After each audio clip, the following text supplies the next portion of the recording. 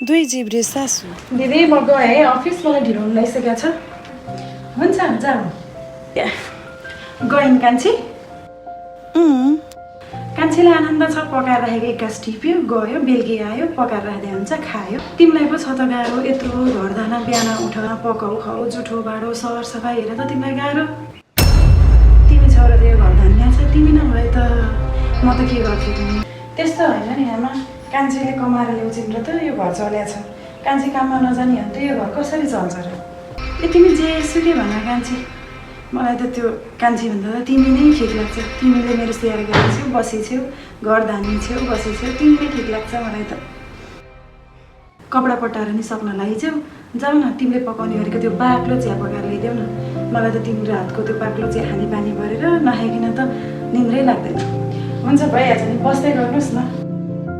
ए आयो कान्छी थकेला होला बस न बस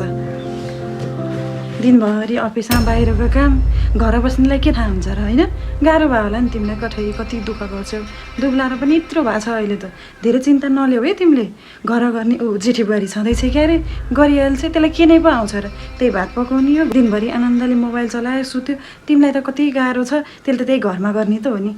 के गाह्रो दिदी भएर घर पुरै सामान दिनुभएको छ घरमा मैले केही हेर्न परेको छैन सबै इष्टमित्र पर पाहुनादेखि लिएर खाना बनाउने सबै कुरा हेरिदिनु भएको छ र पो म आनन्दले अफिस जान पाएको छु दिदी नभइदिएको भए त मैले यसरी अफिस जान भ्याउँदिनँ नि आमा जे हो त्यही भने त हो नि मैले कान्छी